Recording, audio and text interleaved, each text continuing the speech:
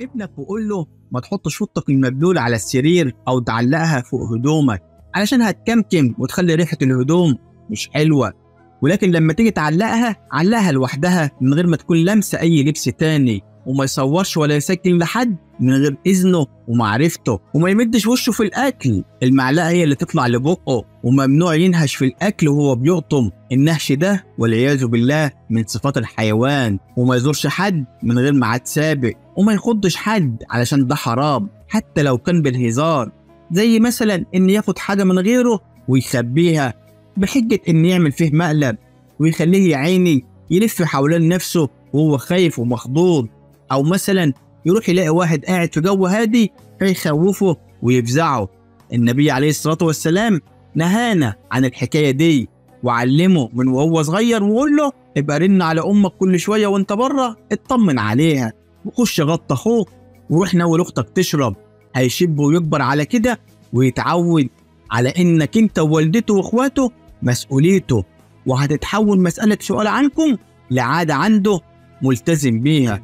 وعلمه ان اللي يجيب سيرة غيره قدامه ويغلط فيه يحذر منه، علشان لو عرف عن ابنك سر واختلف معاه وده وارد جدا فأكيد هيجيب سيرة ابنك في يوم من ذات الأيام، وما يتوبش غير وهو حاطط ايده على بقه، وما يكبرش اللقمة وما يملاش المعلقة على الآخر، ولا يخليها تخبط في اسنانه وهي داخلة وخارجة من بقه. وقول له لو بتاكل مع ناس ما يصحش تقطم من حاجة وترجع بقيتها في نفس الطبق اللي بياكلوا معاك منه، يعني مثلا لو أخدت حتة مخلل وقطمت منها قطمة ما يصحش تحطها في الطبق الجماعي مرة تانية، لكن حط الباقي في الطبق اللي قدامك، وما تقطعش على حد كلامه. وعلمه إن حاجتين هيخلي أوجاعه تهدى بسرعة جدا، إنه يمشي كتير ويشغل نفسه باللي يسعد الناس، وعمره ما يعاني في حياته لو عمل حاجة من التلاتة دول، ويا سلام عليه لو عملهم كلهم. أول حاجة يكون بر بوالديه، تاني حاجة يدعي كتير،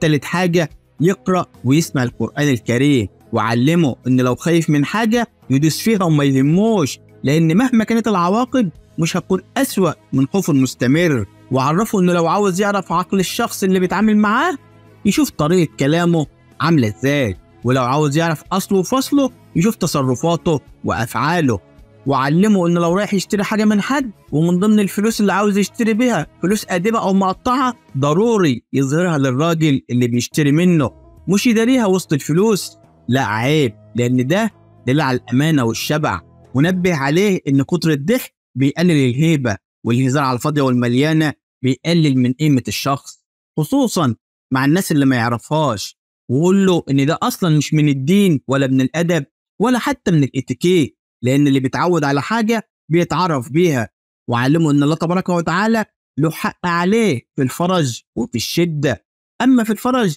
فعليه بحاجتين: يتصدق ويشكر الله تبارك وتعالى بالقول والفعل، أما في الشدة يصبر ويحمد ربنا على كل حال. وعلم ابنك وحطه تحت جناحك بالهداوة، لملمه بدل ما الدنيا تبعطر فيه، اعمل من نفسك شعلة يهتدي بها في مشواره بدل ما ينكف على وشه في ضروب الحياة ومحدش ساعتها هيلقفه. اعصر روحك وخبرتك وطعمه بيها، وخلي الناس كلها وهي رايحة يكون هو راجع من المكان اللي هم لسه رايحينه، ويكون دايما سابق وبادئ من النقطة اللي انتهى غيره عندها. ما تمرش في حياته مرور الكرام، لكن خلي وجودك مؤثر جدا في كل مرحلة ومحطة في مشوار حياته، باللين وبالعقل وبالحكمة وبالمعروف.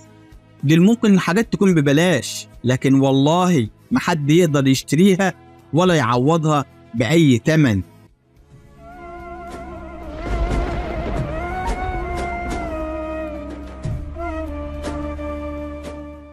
وفرق كبير جدا بين اللي اتربى على الأصول وبين اللي سمع عنها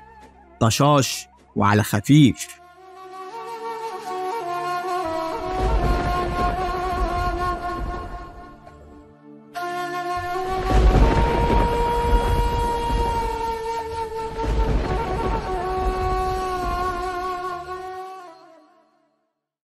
السلام عليكم.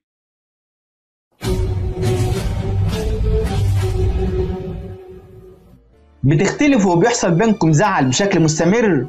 حتى على أبسط الحاجات؟ اطمن، ده مش دليل على فشل العلاقة بينكم، لا، ده دليل على تمام المحبة، لأن الزعل على قد المحبة.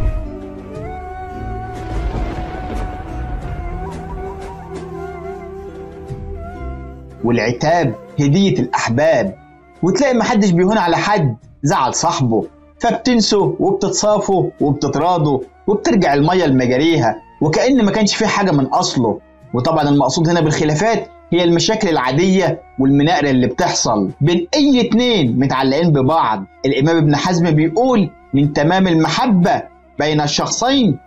كثرة الخلاف بينهما.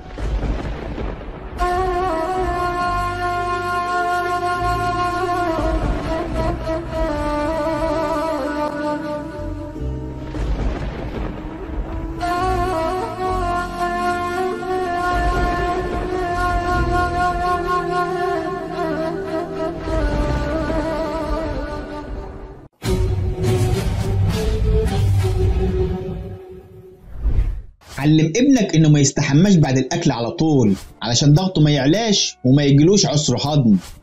وانه لو عاوز الاكل يكون خفيف على معدته يسمي قبل ما ياكل، والكذاب بيتعرف بمواعيده. الرسول قال آية المنافق 3 منها إذا حدث كذب،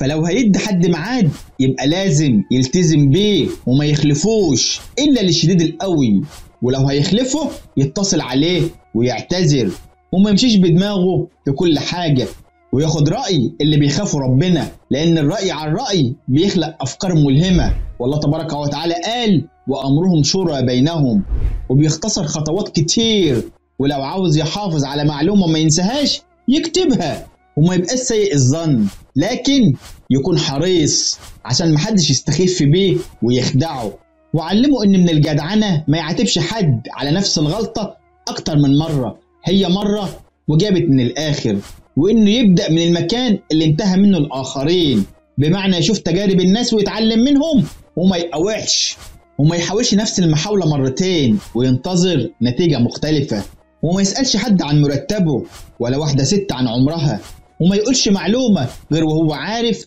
كل حاجة عنها، عشان ممكن حد يزنقه ويسأله سؤال خاص بها فيحرجه، وإنه ما يرجعش من بره غير ومعاه حاجة حلوة لأهل بيته ولو بأقل القليل، وعرفه إن الكرم سترة لمعظم نقاط ضعف الشخصية وعيوبها، وما يحكمش على إنسان بالوحش، يمكن الوحش اللي مع غيره يكون حلو معاه، ولو رن على حد وما ردش عيب يرن عليه من رقم غريب فيحرجه، ولو حد بيحكي موقف قدامه وهو عارفه يسمع وينتبه ويتفاجئ ويتفاعل معاه وكأنه أول مرة يسمعه، وإن بر الخالة من بر الأم، واللي يسأل على خالته ثوابه عظيم. وعلمه اللين والسهولة في التعامل، وإنه ما يخوفش اللي حواليه بتبرئة وجمودية عينيه، وقول له لو حد سألك هتكسب إيه من الطيبة دي رد وقول له بكل ثقة ويقين هكسب كل اللي خسره غيري بقسوة قلبه.